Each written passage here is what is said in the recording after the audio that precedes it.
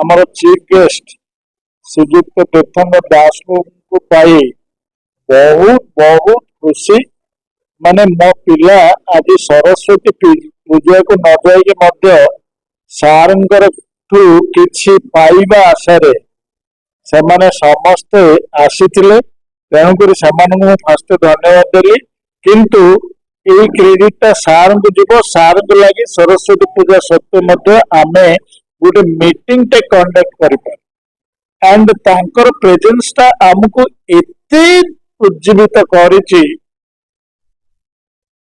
माने सेटा मु भाषा रे वर्णना करि परिबि नै कारण से होचे आम माटीर संतान एंड फर्स्ट टाइम से गुणपुर जीआईटी विषय शुणी किंतु आज देखिले से जहा कही मेसेज सेटा आम पई बहुत बहुत काम आसीबो एंड से जो कहले मु आपण सहित अच्छी सेटा आम पई सफिशिएंट एंड आउ गोटे कथा कहबी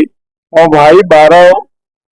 तांको लगी आज कार्यक्रमटा हो पारा मु दिल्ली थिला से फोन करथिले मु 23 पई टिके डरुथिली कारण सरस्वती पूजा जा हो माँ सरस्वती आशीर्वाद रू आमे किछि पाइल से जोटा कि आमर यूनिवर्सिटी उन्नति रे साहाय्य जीआईटी कैंपस को आसती जीआईटी विषय में आगुरी शुणी तार से केमती तार एकेडमिक करिकुलम रे सब प्रकार सब्जेक्ट को पढ़ाऊँ आज प्रथम थर पर आसिली देखिली जे केवल से माने सब एक सब्जेक्ट को पढ़ाऊ ना विभिन्न विस्तार सहित बाकी सब जाक जहाँ ऊपर भारत सरकार एम्फेसिस अच्छी जमी रिन्यूएबल एनर्जी रिसोर्सेस को टैप करवा ग्राउंड वाटर प्रोटेक्शन करवा ये सब जाक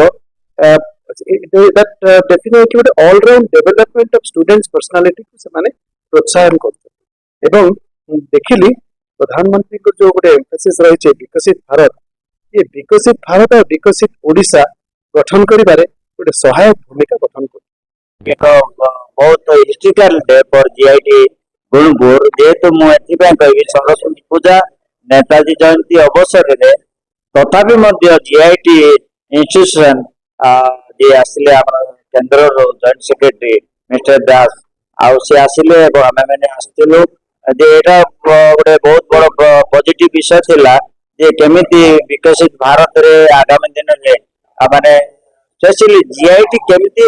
प्रोग्रेस करिवो केमिति ता डेवलपमेंट काम करिवो सेटा मुख्य विषय थिला किंतु एठी गोटे आमे गौरव विषय थिला जे गुणपुर गोटे समय थिला रायगड़ा हेडक्वार्टर रे मध्य गुणपुर को के पसंद करनथिले कौन से लोक मध्य गुणपुर आसरा पे पसंद करनथिले किंतु आज केंद्र सरकार मंत्री माने मध्य गुणपुर आसवा पे चाहउचंती तो great achievement Gunupur due to GIT आशा करी आगामी दिन में जीआईटी आम रायगड़ा जिलार गर्व ओडिशार गर्वर कारण हो मु समस्त को मो शुभेच्छा दूसरी धन्यवाद।